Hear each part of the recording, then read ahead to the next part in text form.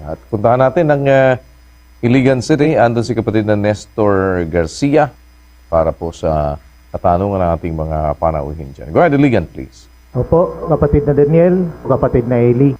Ang magtatanong po dito ay isa pong kaanib sa Iglesia ni Cristo. Siya po ay 15 years old, si Miss Rosmin Angkap. Narito po siya. Magandang gabi po. Ito po yung tanong ko. Paano ko pa malalaman kung ang kinalalagyan kong relihiyon ay tama? Kung mali naman, ay paano ko malalaman kung nasaan ang tama? Maliligtas ba ako kung aalis ako sa mali? Alam mo, kapatid na Rosmin, tamang-tama yung tanong mo. Sa Biblia, talagang pagkamali, dapat aalis ka sa mali.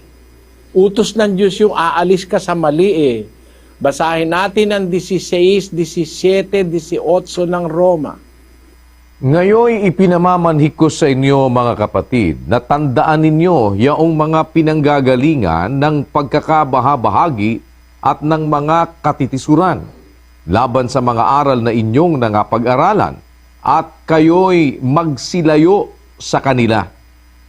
Sapagkat ang mga gayon ay hindi nagsisipaglingkod sa Kristong Panginoon, kundi sa kanilang sariling tiyan at sa pamamagitan ng kanilang mabuting pananalita at maiinam na mga talumpati ay dinadaya ang mga puso ng mga walang malay. Raya yung mali eh. Sabi ni San Pablo, pinamamanhik ko sa inyo mga kapatid, tandaan nyo yung pinanggagalingan ng pagkakabahabahagi, mga katitisuran, laban sa inyong aral na napag-aralan, at magsilayo kayo sa kanila.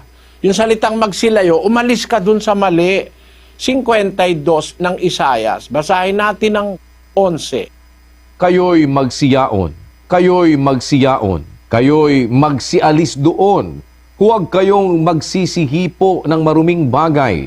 Kayo'y magsilaba sa gitna niya. Kayo'y mangagpakalinis. Kayong nangagdadala ng mga sisidlan ng Panginoon. Maliwanag ko, pinapaalis oh. Magsialis kayo doon, sabi ng Diyos. Kung saan yung mali, kung saan yung marumi, kung saan yung hindi totoo, aalis ka ron. Utos ng Diyos yung pag-alis.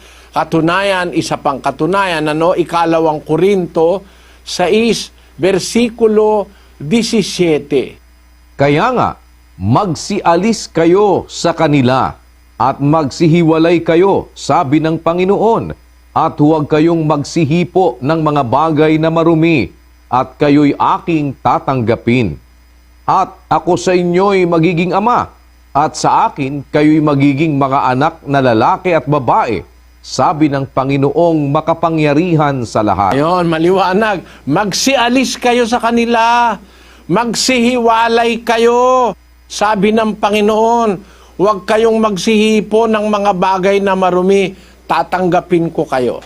Kaya dun sa tanong mo, maliligtas ka ba kung aalis ka sa mali?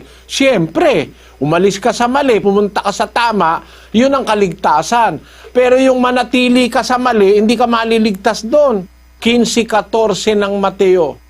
Pabayaan ninyo sila, sila'y mga bulag na taga-akay, at kung ang bulag ay umakay sa bulag, ay kapwa sila mga huhulog sa hukay. Tingnan mo, pagka pala ang aakay sa'yo, bulag, bulag ka rin.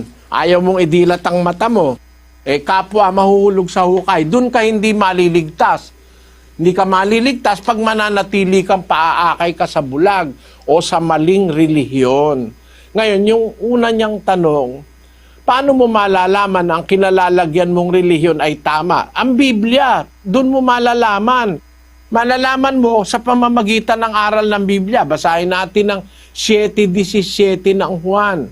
Kung ang sino mang tao ay nag-iibig gumawa ng kanyang kalooban, ay makikilala niya ang turo kung ito'y sa Diyos o kung ako'y nagsasalita na mula sa aking sarili. Malalaman mo ang turo, sabi, kung sa Diyos o kung nagsasalita lang mula sa sarili. Tingnan mga kapatid, papakita ko sa iyo, yung salitang lagak, na linggo-linggo naglalaga ka, bukod dun sa abuloy, meron ka panlagak. Wala sa Biblia yon. Wala naman sa Biblia yan lagak eh. Imbento yan eh. Ang sabi ni Kristo, makikilala mo ang turo kung sa Diyos o kung nagsasalita na mula sa sarili. Meron ba sa Biblia ang Santa Cena? Wala sa Biblia yon. Ang nasa Biblia, hapunan ng Panginoon. The Lord's Supper. At doon, walang abulo yan. No? Malalaman mo ngayon kung ang relihiyon mong kinalalagyan, totoo, kung ibabatay mo sa salita ng Diyos. Na ang aral ba sa inyo, tama o mali? Kung nasa Biblia, tama. Pero pag wala sa Biblia, mali. Huwag ka magagalit kasi nagtatanong ka, sumasagot ako ng tapat, ano? Walang lagak sa Biblia, no? Yung tinitipon construction, wala yon. Wala yung mga aral na yon, kagaya nung Santa Cena, walang aral na gano'n na mag-aabulo yan sa Santa Cena.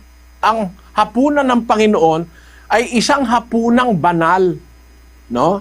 Tawag sa Biblia, hapunan ng Panginoon. Pero walang abulo yan doon. Kaya hindi totoo at hindi tama na tuwing magkakatipon, puro na lang abulo yan. Wala nang pagkakatipon na walang abulo yan. Ang abulo yan nung araw, ang sabi ng mga apostol, 16:1 hanggang 2 ng unang Korinto. Ngayon, tungkol sa ambagan sa mga banal, ay gawin din naman ninyong gaya ng iniutos ko sa mga iglesia ng Galacia. Tuwing unang araw ng sanglinggo, ang bawat isa sa inyo ay magbukod na magsimpan, ayon sa kanyang iginiginhawa. Ayun. Tuwing ang pag-aabulo yan nung araw, tuwing unang araw ng sanlinggo, alam mo naman yung ikapitong araw, Sabado.